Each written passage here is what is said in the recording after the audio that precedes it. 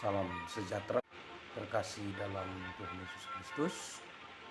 Malam hari ini saya akan menggunakan waktu sebelum beristirahat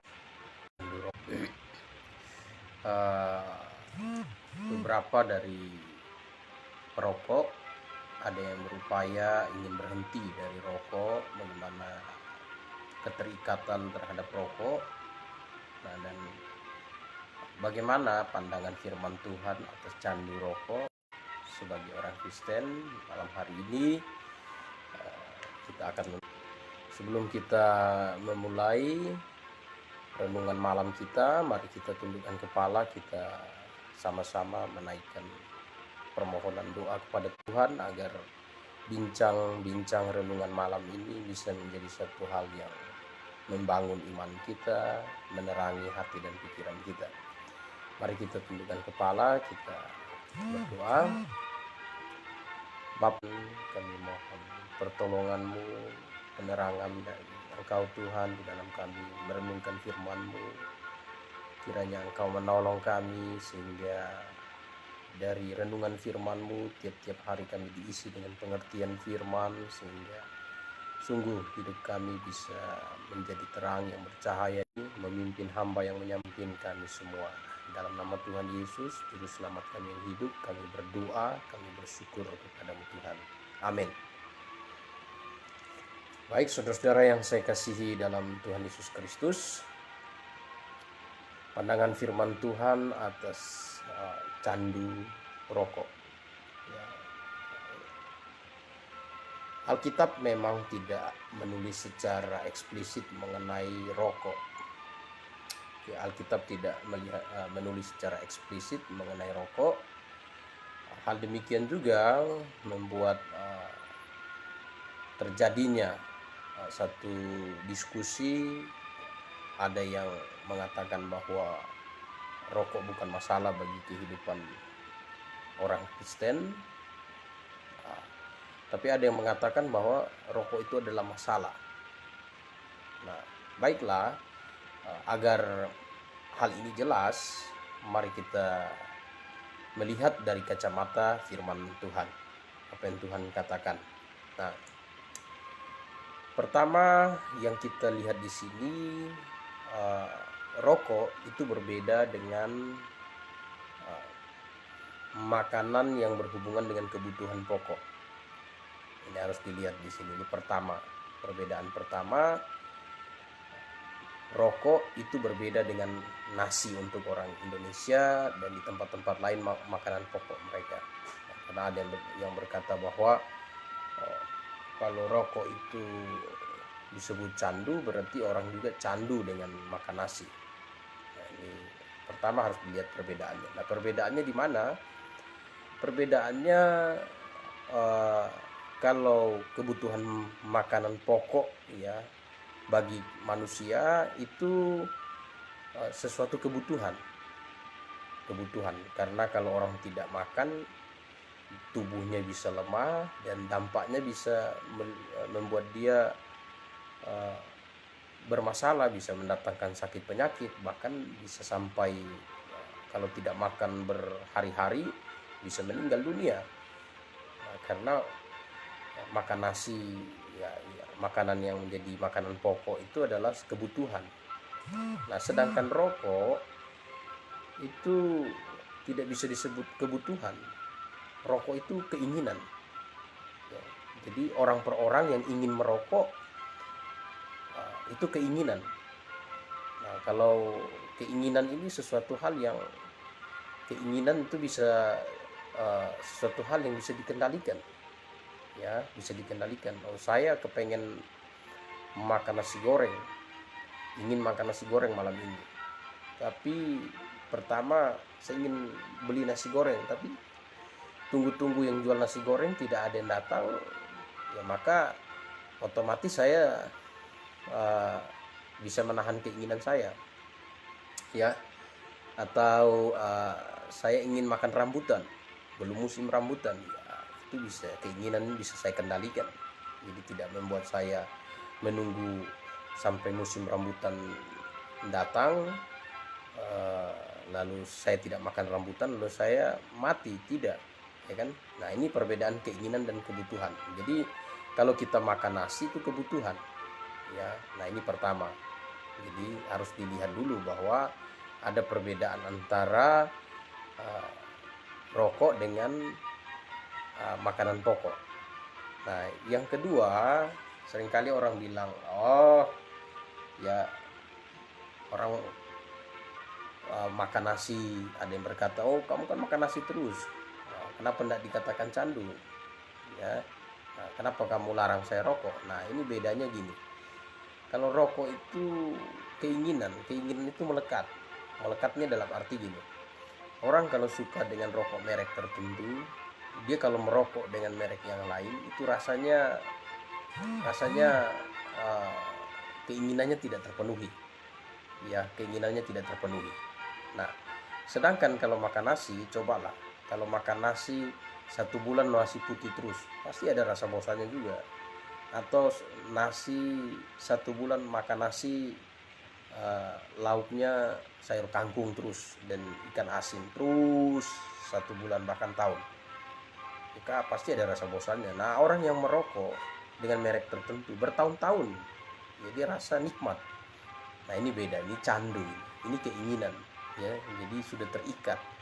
Sedangkan kalau kebutuhan pokok ini kan selera, jadi seleranya bisa tergantung selera. Jadi bisa hari ini saya selera makan sayur kangkung dengan ikan asin, bisa besok saya ingin makan sayur kangkung dengan lawar ikan, ya, atau ya pokoknya macam-macam lah, ya, makan pokok selera, itu selera. Tapi kalau rokok ini candu, dia harus merek itu, ya. Kalau penggemar rokok Marlboro misalnya, minta maaf ya, ya dia rokok tertentu lah, merek tertentu, ya dia harus merokok dengan merek itulah, terus merokok. Nah, itu ya. Jadi inilah letak perbedaannya. Nomor satu, kita harus tarik garis yang jelas dulu bahwa rokok dengan makanan pokok itu beda. Rokok itu, candu rokok itu keinginan, ya, bukan kebutuhan. Jadi kalau tidak merokok ya tidak apa-apa, keinginan. Nah, sedangkan makanan pokok itu kebutuhan, wajib bagi kita untuk makan. Nah, ini yang pertama, ya. Nah, yang kedua, kita lihat bagaimana kacamata firman Tuhan terhadap makanan yang kita makan.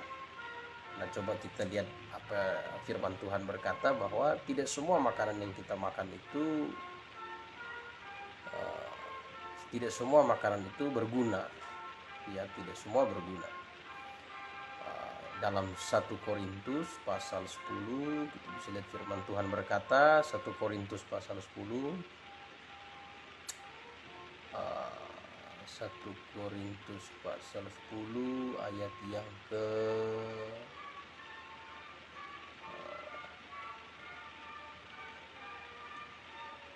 ya, kita bisa lihat, tapi ayat 30,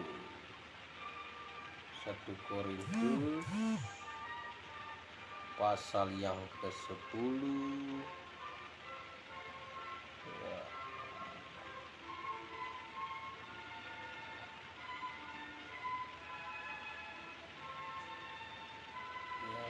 pasal yang ke-23, ya, 1 Korintus pasal 10 ayat 23. Kita baca, ya, segala sesuatu diperbolehkan benar, tetapi bukan segala sesuatu berguna. Segala sesuatu diperbolehkan benar, tapi bukan segala sesuatu membangun. Nah, ya, kita lihat di sini, konteks di sini berhubungan dengan makanan, ya. Aku menjawab, jika engkau makan atau jika engkau minum atau jika engkau melakukan sesuatu yang lain, lakukanlah semuanya itu untuk kemuliaan Allah, ya.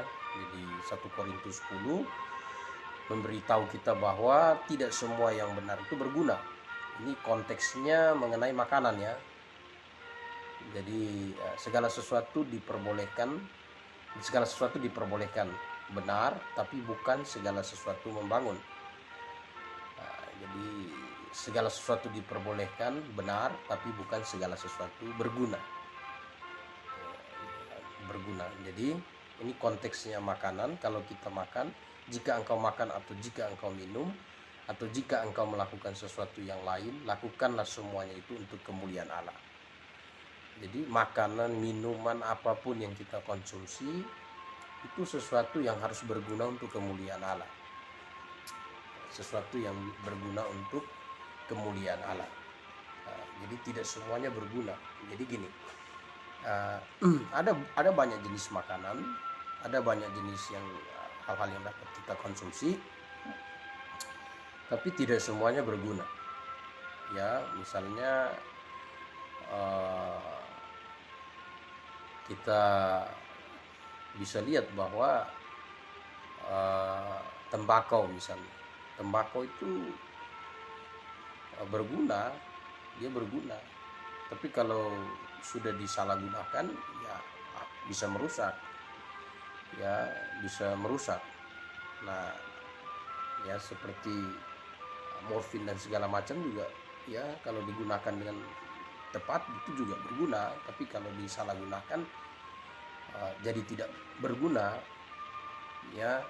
Nah, misalnya ganja, ya ganja di tempat tertentu tuh daunnya itu biji-biji bisa dijadikan bumbu bahkan, ya, tapi disalahgunakan jadi tidak berguna.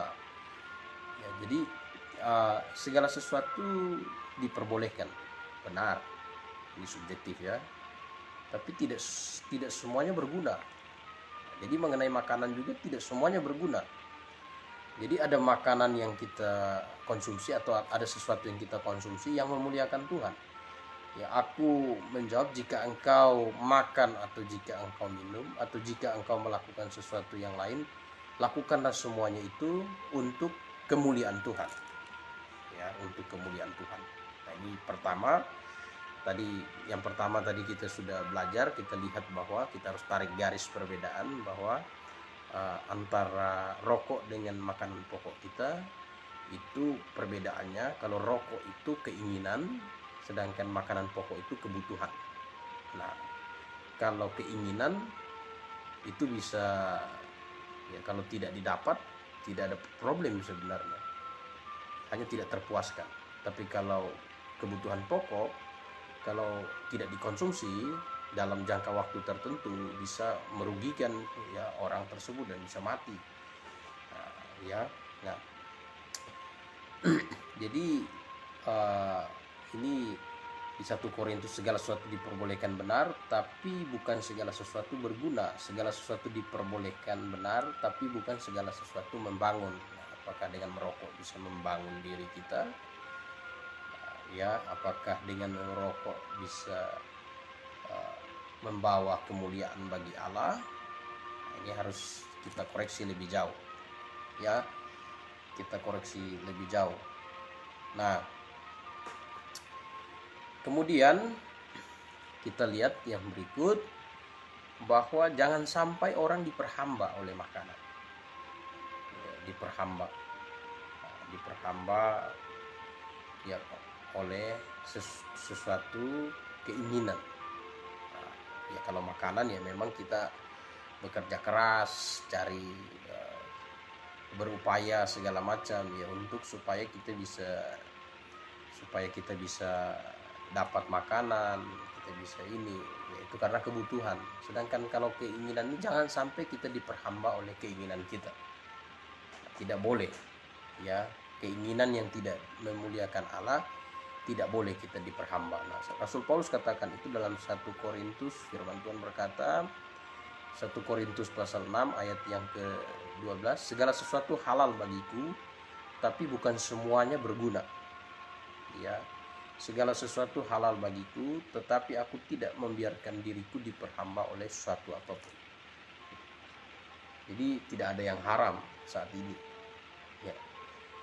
Karena Alkitab berkata segala sesuatu halal saat ini. Kalau ada pengajaran yang mengatakan ada ini itu haram, itu sebenarnya pada masa ibadah simbolik sebelum juru selamat Yesus Kristus datang ke dunia, pada waktu juru selamat disimbolkan dengan domba korban, maka itu ibadah simbolik. Jadi ibadah simbolik itu hal-hal yang berhubungan dengan iman itu disimbolkan dengan benda-benda lahiriah. Dosa disimbolkan dengan makanan yang haram menyimbolkan dosa, dan ada hal-hal yang diharamkan, bahkan ada hal-hal yang dinajiskan, bahkan ada orang-orang yang harus kalau ada dalam orang kafir pada waktu itu disimbolkan dengan yang bersunat itu orang yang kepunyaan Allah, umat kepunyaan Allah, sedangkan tidak bersunat itu dianggap orang kafir. Jadi tidak boleh ada percampuran. Jadi tidak boleh di tengah-tengah umat Israel itu ada orang yang tak bersunat. Itu pada masa ibadah simbolik. Tapi saat ini kita sudah beribadah dalam roh dan kebenaran, ya. Jadi kita tidak terikat oleh segala sesuatu yang simbolik, ya. Seperti firman Tuhan katakan di dalam kitab Kolose pasal yang kedua ayat yang ke-16 dan 17, ya. Kolose pasal 2 ayat 16-17.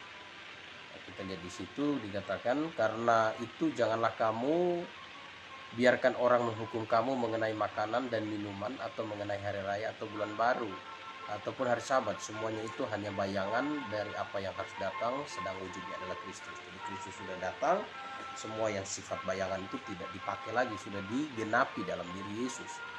Jadi kita tidak terikat lagi dengan hal-hal yang sifatnya lahiriah. Sekarang fokus kita hanya kepada Yesus Kristus. Jadi itu sebabnya saat ini tidak ada satu makanan pun yang diharamkan.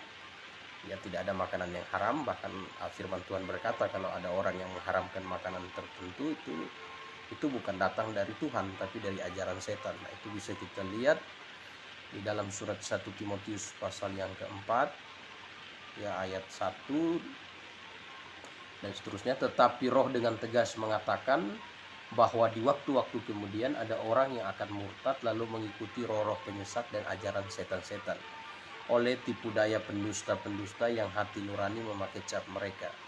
Nah, ya, mereka itu melarang orang kawin. Nah, kalau larang orang kawin, itu ya, karena melarang orang kawin karena iman, itu juga ajaran setan, ya. Ini firman Tuhan yang katakan.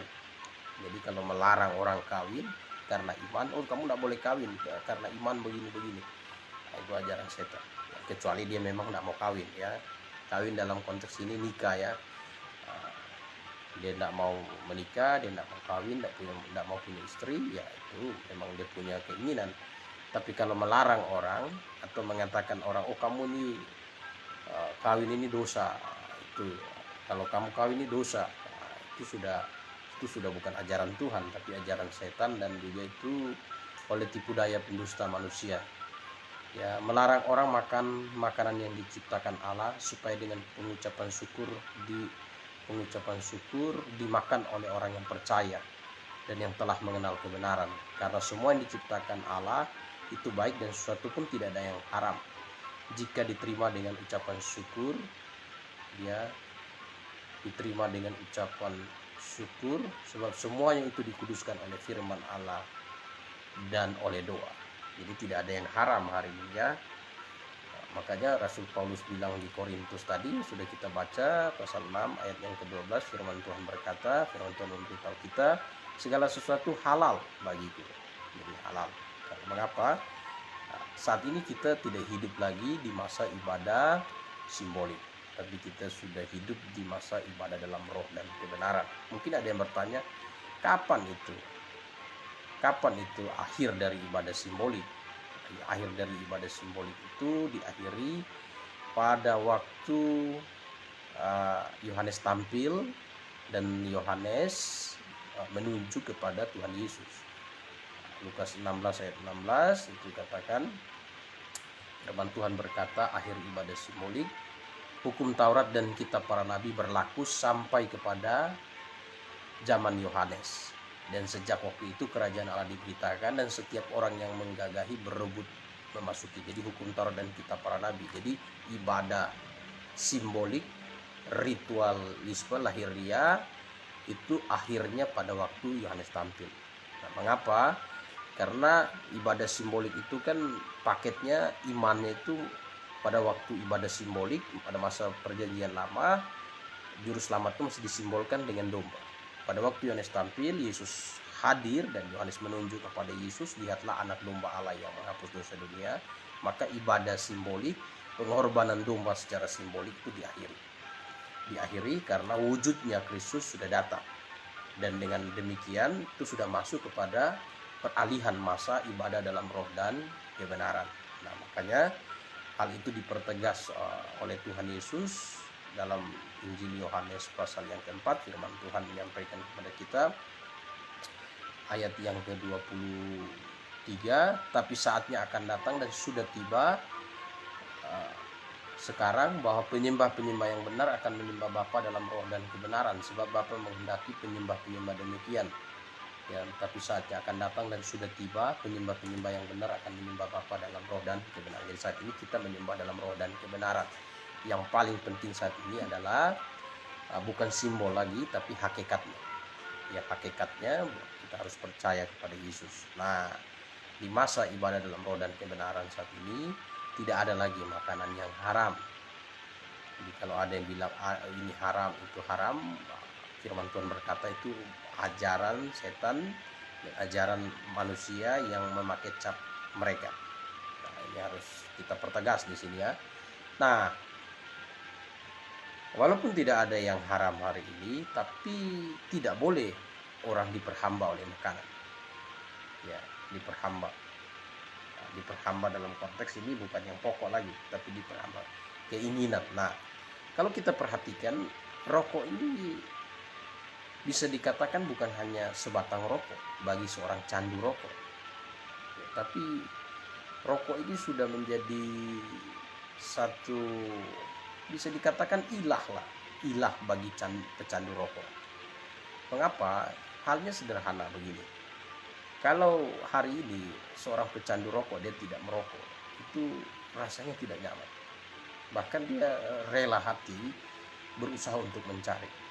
Misalnya dia pergi ke satu tempat yang jauh dari kota, di dalam hutan, mungkin saat malam itu dia tidak dapat rokok, ya dia akan berusaha keluar untuk mencari. Jadi sudah diperbudak. Dia sudah diperbudak oleh rokok, candu, ya. Dia sudah diperbudak. Nah, kalau sudah demikian itu bukan sebatang rokok lagi, tapi ada kuasa gelap yang mengikat sehingga hidupnya diperhampa oleh hal-hal itu. Bahkan beberapa orang Kristen datang ke gereja, sampai pintu gereja dia masih merokok, matikan rokok, dan kadang-kadang waktu dalam gereja dengan firman rasanya dia tidak betah, dia keluar merokok dulu, ya.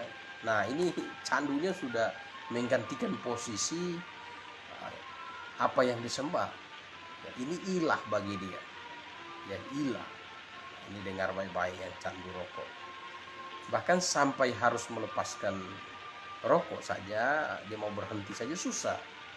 Ya, banyak yang bersaksi, saya susah mau berhenti, ini susah, saya berupaya berbagai macam cara susah karena udah terikat. Berarti konteks di sini iblis juga menggunakan rokok untuk mengikat manusia, jadi menjadi satu ilah bagi hidup seorang pecandu rokok. Nah, kalau kita lihat dari kacamata firman Tuhan, ini membuktikan bahwa orang-orang yang masih terikat dengan candu rokok, mereka belum benar-benar diselamatkan, walaupun mereka orang Kristen. Ya, karena diri mereka terikat, ya, terikat, diperbudak, diperhamba oleh keinginan yang tidak memuliakan Tuhan. Ya, ini makanan, bahkan ya, rokok bisa dikatakan bukan makanan juga, dia bagaimana ya, dia ya, masa remaja dulu saya bukan candu rokok ya, tapi dulu karena kawan-kawan kadang satu batang rokok, saya rasa juga waktu enggak ada rasa, enggak enak sebenarnya, itu enggak enak, tapi bagi seorang candu itu wow, sesuatu hal yang nikmat lah, ya. Bahkan ada yang bilang, waduh kalau sore-sore segelas kopi, pisang goreng, dan juga sebatang rokok, wah, nikmatnya luar biasa. Sebenarnya bukan pisang goreng dan kopi fokusnya, rokoknya ya fokus. Ya, jadi ini yang mau saya sampaikan, bahwa firman Tuhan berkata bahwa kalau sampai diperbudak atau diperhamba oleh sesuatu, itu berarti sesuatu yang tidak memuliakan Tuhan. Itu berarti saudara belum diselamatkan. Ya, kalau kita lihat di Korintus tadi, firman Tuhan katakan ayat 12, segala sesuatu halal bagiku, tetapi bukan semuanya berguna. Ya, bukan semuanya berguna. Segala sesuatu halal bagiku, tapi aku tidak membiarkan diriku diperhamba oleh suatu apapun. Jadi segala sesuatu itu halal bagiku, tapi bukan semuanya berguna. Yang halal itu tidak semua berguna. Yang berguna itu yang membawa kemuliaan bagi Tuhan. Seperti yang dikatakan dalam firman Tuhan 1 Korintus pasal 10 ayat yang ke 1 Korintus 10 ayat yang ke 30, kalau aku mengucap syukur atas apa yang aku turut memakannya, mengapa aku berkata jahat tentang aku karena makanan? Ya, atasnya aku mengucap syukur. Ya, ayat 31, aku menjawab, jika engkau makan atau jika engkau minum atau jika engkau melakukan sesuatu yang lain, lakukanlah semuanya itu untuk kemuliaan Tuhan. Nah, rokok sama sekali tidak membawa kemuliaan Tuhan. Ya, tidak membawa kemuliaan Tuhan. Bahkan rokok itu merugikan sebenarnya, merugikan. Banyak istri-istri mengeluh, ya, karena kebanyakan perokok ini laki-laki. Saya asing lihat perempuan merokok, bagi saya asing. Tapi memang ada perempuan yang merokok juga. Ya, kebanyakan laki-laki merokok, suami-suami. Istri-istri mengeluh, waduh, uang sayur ini terpotong. Kadang-kadang ada yang bilang, oh coba dihitunglah berapa sehari berapa batang rokok, dihitung dengan dirupiahkan. Nah, itu bisa, bahkan ada yang sampai buat perbandingan bahwa sebatang kalau satu hari merokok sekian, kalau uangnya ditabung dalam tempo sekian, hasilnya sudah sekian. Ya. Nah, namun banyak yang sadar itu, banyak yang tahu itu, tapi untuk lepas dari itu susah karena sudah terikat. Ya, ada keterikatan di situ. Nah, Rasul Paulus memberikan satu penerangan, memberikan firman Tuhan berkata bahwa segala sesuatu halal bagiku, tapi tidak semuanya berguna. Jadi yang halal itu tidak berguna. Nah, yang berguna itu apa? Yang berguna itu yang membawa kemuliaan, untuk membawa kemuliaan bagi Allah. Ya, seperti yang dikatakan firman Tuhan dalam 1 Korintus pasal 10 ayat yang ke-31. Aku menjawab, jika engkau makan atau jika engkau minum atau jika engkau melakukan sesuatu yang lain, lakukanlah semuanya itu untuk kemuliaan Allah. Nah, ya, untuk kemuliaan Allah. Tadi kita sudah lihat, pertama kita harus bedakan bahwa rokok dan makanan pokok kita itu berbeda. Kalau makanan itu kebutuhan, kalau rokok itu keinginan. Nah, itu satu. Yang kedua, kita lihat bahwa memang kita sekarang hidup dalam masa ibadah dalam roh dan kebenaran. Jadi saya sudah jelaskan bahwa tidak ada makanan yang diharamkan, tidak ada sesuatu hal-hal lahiriah yang diharamkan. Semua halal, tapi tidak semua berguna. Yang berguna itu yang membawa kemuliaan bagi Tuhan. Nah, rokok ini tidak membawa kemuliaan bagi Tuhan. Ya, tidak membawa kemuliaan bagi Tuhan, bahkan merusak. Ya, merusak. Hal yang paling kasar itu yang tadi saya gambarkan, merusak. Orang yang sudah pergi ke gereja tujuannya untuk mendengarkan firman, tapi karena candunya begitu berat, dia keluar merokok dulu. Saya bukan mengada-ngada ini, tapi memang di masa lalu saya juga saksikan yang begitu. Jadi keluar merokok dulu. Mungkin dia dengar khotbah pendetanya, gembalanya khotbah, pendetanya khotbah, mungkin khotbahnya karena baca seperti baca dari atas mimbar, dia mengantuk sehingga dia keluar untuk merokok dulu, merusak. Ya, merusak. Nah, itu ya. Nah, apa dasarnya kalau saya katakan bahwa rokok itu tidak membawa kemuliaan bagi Tuhan? Tentu dasarnya firman Tuhan. Dasarnya firman Tuhan, pertama dari sisi ilmu kedokteran sudah membuktikan bahwa rokok itu merusak anggota tubuh. Merusak anggota tubuh, Dan merokok itu bukan mendatangkan sesuatu yang baik bagi hidup manusia. Rugi secara materi dan juga rugi secara kesehatan. Ya, jadi banyak ruginya sebenarnya merokok itu. Tapi bagi yang candu susah untuk lepas. Banyak orang yang tahu. Ya, bahkan saya pernah lihat di rumah sakit itu diberikan satu gambar satu spanduk kecil, lalu digambarkan bagaimana plus minusnya merokok. Ya, lebih banyak minusnya. Bahkan mau sampai digambarkan bahwa satu batang rokok itu memotong usia hidup orang sekian menit. Sekian menit. Saking ekstrimnya mau menggambarkan, mau mendorong orang untuk berhenti merokok. Tapi susah karena candu. Ya, candu. Nah, makanya di dalam sebatang rokok itu bukan hanya sebatang rokok, sebenarnya ada kekuatan, ya, kuasa kegelapan yang mengikat sehingga orang mau lepas dari situ itu susah. Nah, ini, ya, rokok itu tidak membawa kemuliaan bagi Tuhan. Kita sudah lihat dari sisi medis, ya, itu sudah jelas itu merusak. Ya, bahkan merusak. Nah, Alkitab berkata bahwa di dalam firman Tuhan berkata dalam 1 Korintus pasal 3 ayat yang ke 1 Korintus pasal 3 ayat yang ke-16, tidak tahukah kamu bahwa kamu adalah bait Allah dan roh Allah diam di dalam kamu? Kita adalah bait Allah dan roh Allah diam dalam kamu. Nah, jika ada orang yang membinasakan bait Allah, maka Allah akan membinasakan dia, sebab bait Allah adalah kudus dan bait Allah itu ialah kamu. Nah, kalau kita katakan tadi seperti bait Allah merusak tubuh kita, lalu kita merokok, Alkitab sudah kasih gambaran bagaimana rokok bisa merusak hidup kita, merusak bait Allah. Ya, kita merusak bait Allah.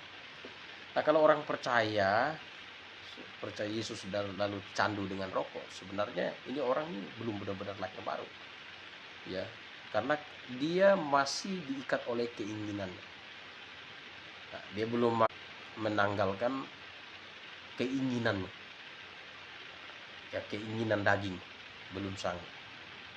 Ya, 1 Korintus pasal 6, kita lihat lagi firman Tuhan katakan ayat 19 dan 20. Kalau tadi tanda tanya, nah ini, atau tidak tahukah kamu bahwa tubuhmu adalah bait Roh Kudus yang diam di dalam kamu? Roh Kudus yang kamu peroleh dari Allah, bukan milik kamu sendiri. Nah, ingat, ya, bukan milik kamu sendiri, sebab kamu telah lunas dibayar. Karena itu muliakan Allah dengan tubuhmu. Nah, muliakan Allah dengan tubuhmu.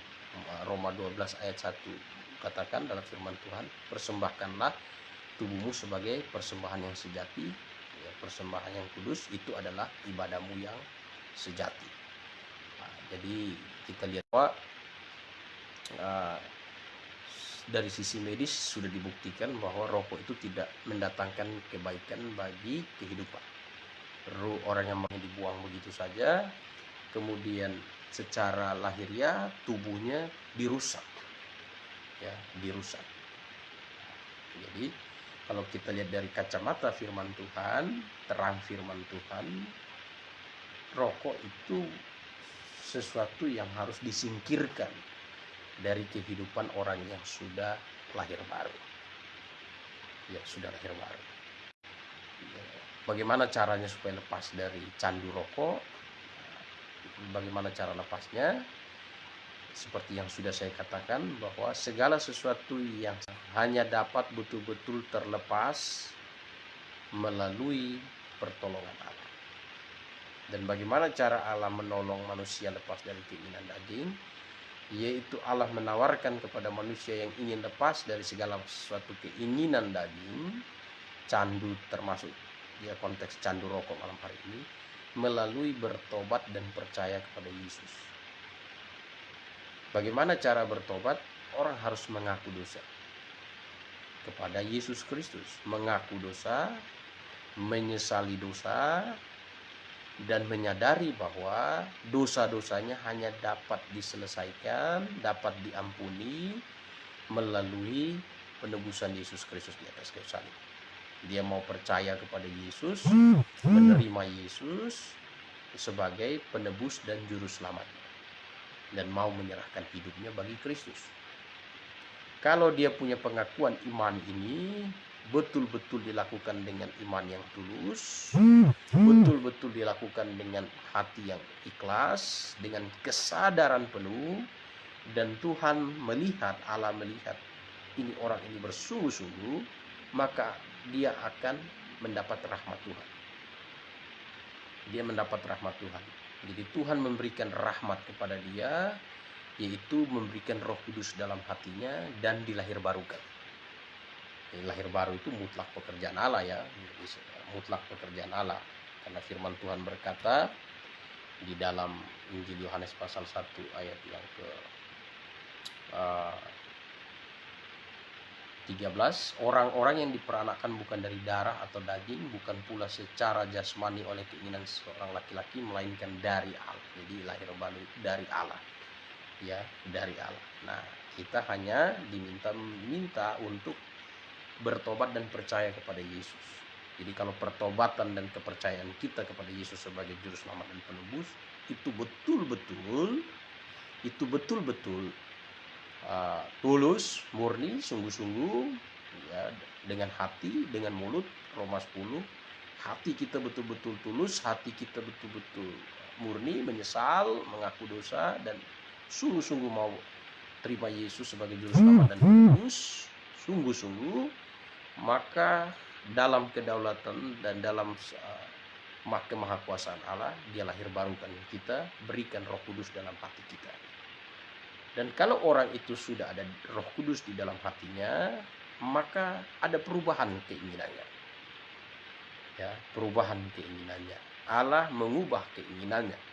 Dalam Filipi pasal 2 ayat 13, ya, dikatakan di situ, karena Allah yang mengerjakan di dalam kamu baik kemauan maupun pekerjaan menurut kerelaannya. Jadi karena Allah yang mengerjakan di dalam kamu baik kemauan. Jadi kemauan tadi, ya, keinginan daging, kemauan yang diikat oleh candu rokok, itu kalau betul-betul dia sudah ada Roh Kudus, sudah lahir baru, itu dengan sendirinya akan terlepas, karena tidak membawa kemuliaan. Ini sesuatu yang tidak membawa kemuliaan bagi Allah. Kalau sesuatu yang tidak membawa kemuliaan bagi Allah, tentu akan disingkirkan Allah dari dalam hidup. Dan kalau orang itu betul-betul sudah ada Roh Kudus, tentu disingkirkan itu. Dan kita sudah lihat tadi bahwa rokok itu tidak membawa kemuliaan Allah. Firman Tuhan berkata segala sesuatu benar, tapi tidak semuanya berguna. Dalam hal konteks, ya, dalam konteks sesuatu yang kita konsumsi. Ya, segala sesuatu halal bagiku, tapi tidak semuanya berguna. Rasul Paulus bilang, ya, kalau aku makan, aku minum, firman Tuhan berkata, kalau kamu makan minum, ya, atau apapun itu, hendaklah itu membawa kemuliaan. Ya, hendaklah itu membawa kemuliaan, ya, bagi Allah. Nah, sedangkan rokok tidak membawa kemuliaan bagi Allah.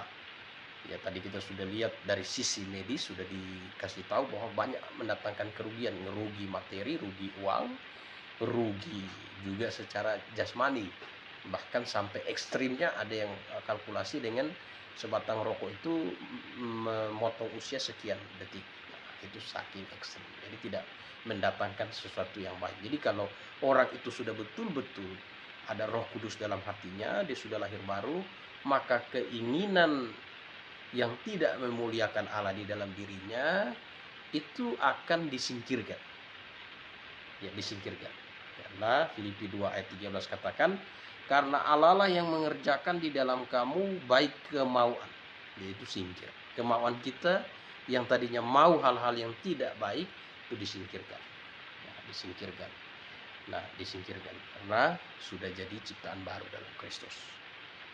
Ya, jadi bagaimana supaya lepas dari candu rokok? Ya, lepasnya cuma satu caranya, yaitu dengan bertobat dan